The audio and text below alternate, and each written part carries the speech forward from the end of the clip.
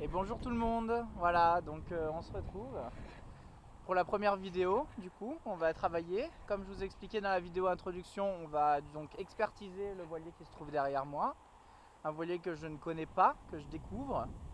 Donc j'ai un petit listing avec moi pour m'aider, pour m'appuyer dessus, un petit support pour rien oublier, rien omettre.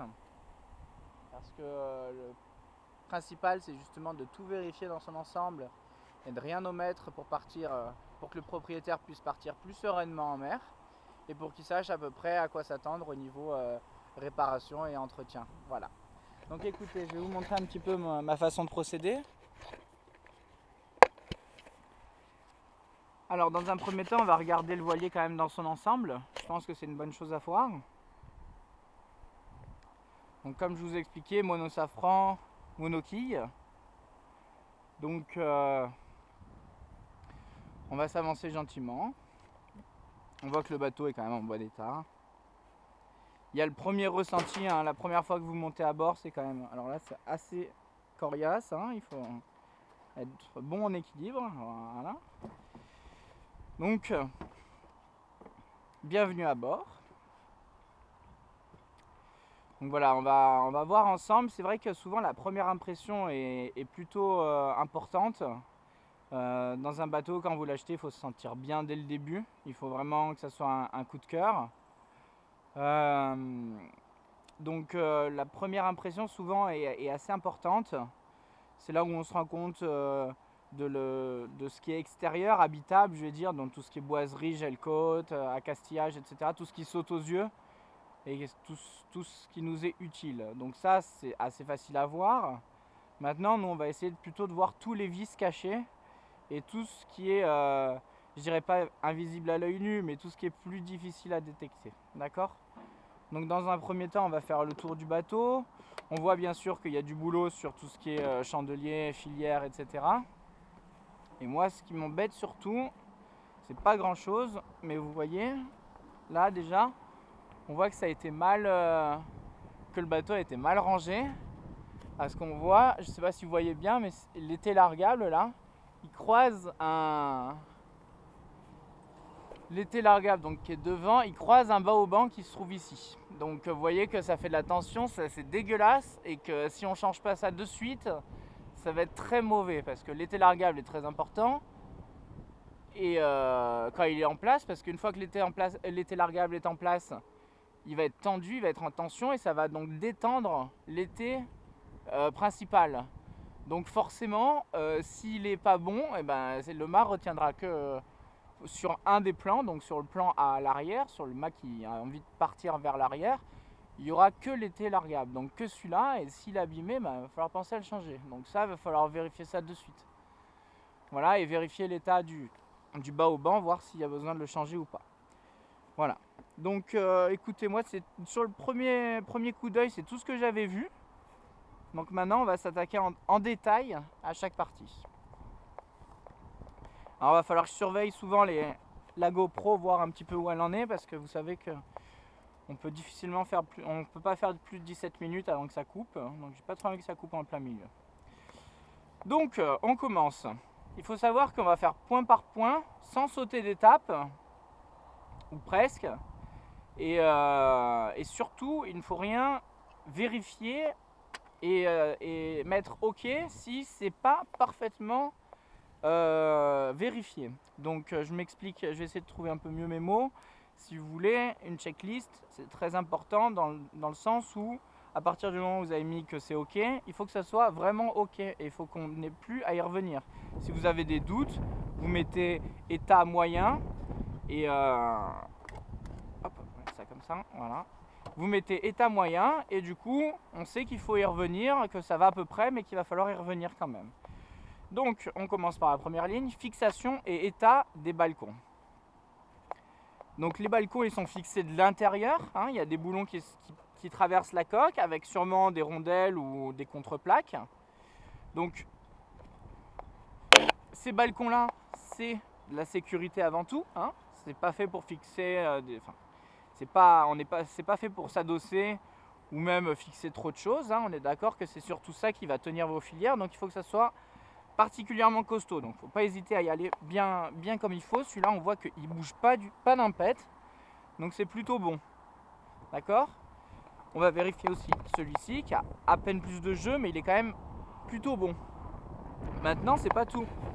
On va faire un check bien en profondeur, donc on va quand même vérifier les soudures, les endroits où ça peut frotter. Donc on va voir que là les soudures sont bonnes, là les soudures est bonne. Ça, on voit que ça peut être resserré un petit peu. Là on verra après. Donc pour celui-ci c'est bon. Voilà, on vérifie bien chaque endroit en détail pour être certain que le balcon ne soit pas tordu, ne soit pas vrillé, n'ait pas envie de se dessouder ou de se décoller. Voilà, c'est très important. Donc c'était plus que correct hein, au niveau des balcons. On va aller voir celui qui est à l'avant.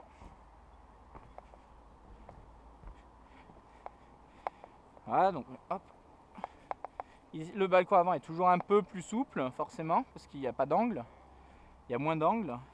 Mais il faut quand même qu'on puisse. Vous voyez, c'est un peu limite. Donc on va aller voir après au niveau de la baille à mouillage. Alors ce qui m'embête, c'est qu'il y a le gain d'eau électrique. Et que ça, je ne sais pas trop ce que je vais retrouver en dessous. Je ne sais même pas si je vais pouvoir vraiment enlever la baille à mouillage.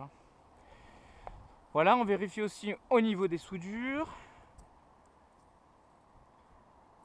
Parce qu'ici, j'ai vu que les chaumards étaient là en plastique. Donc du coup, il ne faut pas que c'est forcé sur le balcon si une haussière avait été mal placée. Voilà, on vérifiera les filières juste après.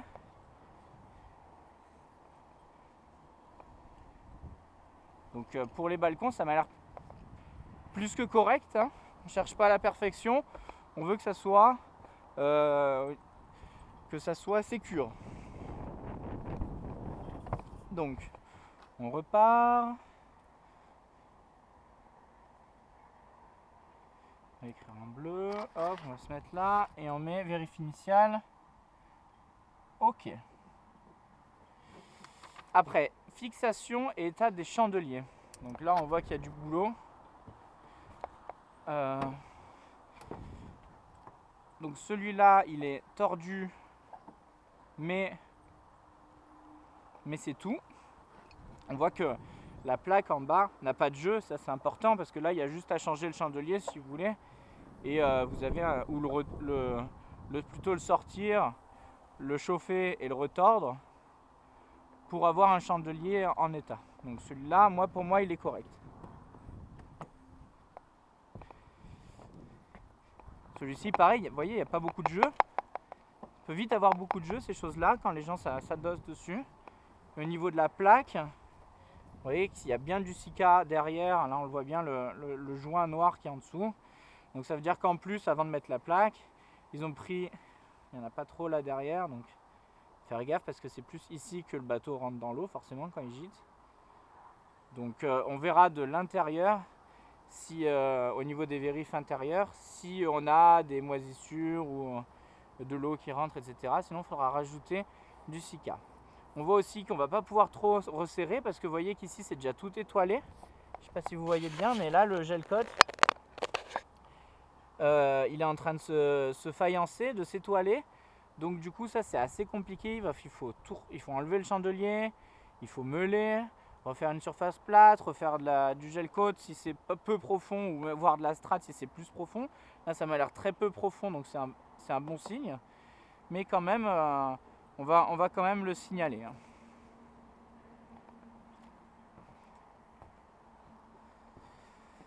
Après, troisième chandelier, on voit que là, il y a un petit peu plus de jeu, mais il est droit. On voit que la plaque, pareil, est toujours bien mise, mais pareil, ça a été un peu souqué. Donc forcément, ça a étoilé le bateau. Ça arrive très très souvent. Hein. Donc c'est chiant à réparer en plus. Donc du coup, il faut faire assez attention à ça. Jamais, quand vous fixez quelque chose au pont, jamais serrer comme un bourrin, sinon vous avez forcément ça qui apparaît au bout d'un moment. Donc là, on est bon. Là, le chandelier il est bon. Au final, hein, c'est pas si pire que ça. Ici pareil, donc tout le temps étoilé, hein, vous voyez qu'il y a vraiment, c'est presque un défaut de conception à ce niveau-là, c'est-à-dire que chaque fois celui-là, les deux extérieurs ça va, hein, vous voyez qu'il y a trois boulons, donc les deux extérieurs à chaque fois ça va, mais celui-là, si vous voulez, le bateau doit être, la plaque est plate, et le bateau doit être un petit peu déjà pentu comme ça, mais aussi peut-être un peu bombé, concave ou quoi. Donc forcément, à chaque fois, bah, ça fait ce truc-là. Donc ça, va falloir le surveiller dans le temps, en nave, après plusieurs naves, voir si ça évolue ou si c'est vraiment au moment de la pause, au moment de l'installation où ça a fait ça et que depuis ça bouge plus. Donc état des chandeliers, c'est quand même à peu près tout moyen.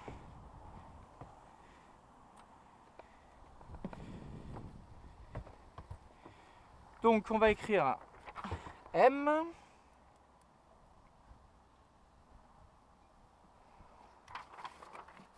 Et on va écrire multiples étoiles sur le pont sous les chandeliers. À surveiller.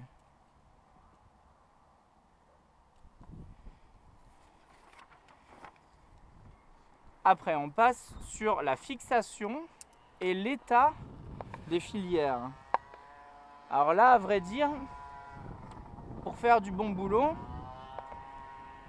parce que vous voyez que c'est tout gainé exprès pour pas qu'on se fasse mal, mais par contre, on n'a aucune idée de l'état à l'intérieur du haubans. Donc est-ce une bonne chose?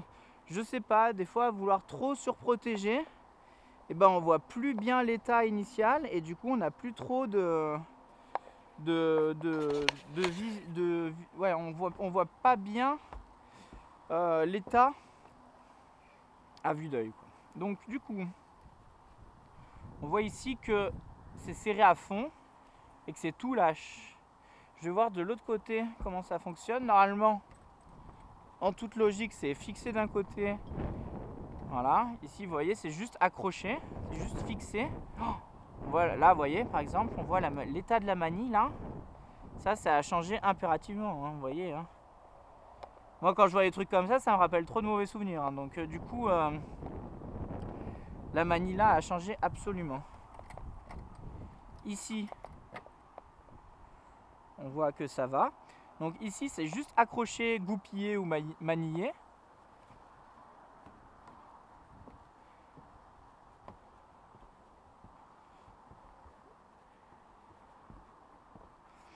Alors qu'ici vous avez les systèmes pour justement les serrer. Et vous voyez que là c'est à bloc. À bloc, et de l'autre côté il n'y avait que la manille. Donc ça veut dire que là on a très peu de marge de manœuvre, voire plus du tout de marge de manœuvre, et on voit que c'est mou. Donc je pense que le fait que les chandeliers soient pliés, surtout le premier là-bas, ils sont pour quelque chose, parce que s'ils étaient tous bien droits, forcément ça serait plus comme ça, vers l'extérieur. Donc je pense qu'à part jouer sur le chandelier, là vous voyez qu'on est donc à fond. Hein. Ça je vous montrerai comment, sur Saori, comment on s'occupe de son gréement dormant. Hein. Ça on refera des vidéos là-dessus maintenant que je sais faire. On voit qu'ici il y a un tout petit peu de jeu, tout petit peu de marge, donc il va falloir l'enlever entièrement pour le revisser identique sur chaque pas de vis. Vous voyez que là il est à fond alors que là il n'est pas à fond, donc il n'a pas été bien centré. Donc là on a un peu de marge de manœuvre sur celui-ci.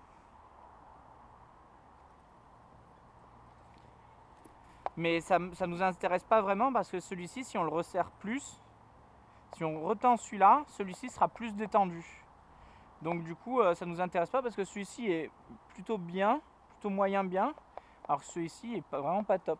Donc on peut gagner sur la manille qu'il y a là-bas, récupérer un tout petit peu de mou, redresser le chandelier, et du coup on aura après plus de tension ici, mais ce qui va ramollir ici, donc peut-être après rééquilibrer à ce niveau-là. Donc surtout là, ce qui est critique, c'est donc la manille de la filière en haut bâbord. Ici pareil, on voit hein, qu'elle est très très molle, mais ça c'est parce qu'elle n'est pas fixée là-bas. Et ici on voit que c'est serré à fond. De ce que je vois, ces petits trucs en ferraille là sont encore bien soudés, donc costauds. Donc ils peuvent retenir si un homme tente de passer par-dessus. Voilà, moi ce qui m'embête c'est vraiment toutes ces gaines là en plastique. Parce que normalement on va prendre un petit peu, sans vraiment mettre la main, mais on va essayer de regarder tout le long du haut-banc. Hein, ça ressemble à peu près à ça si vous voulez.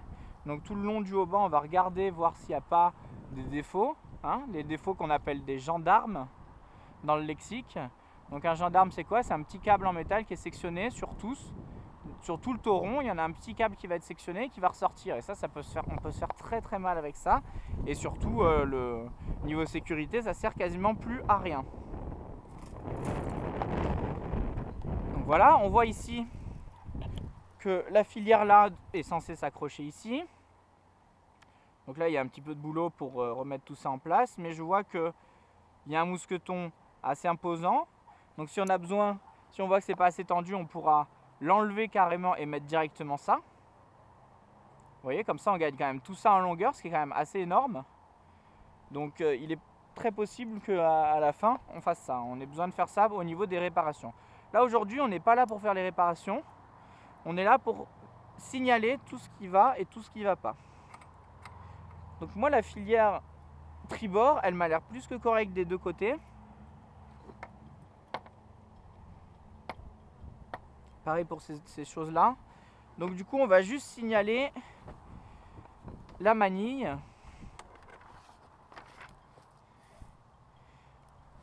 Donc état moyen. Manille. Filière. Haut, bâbord, à changer impérativement.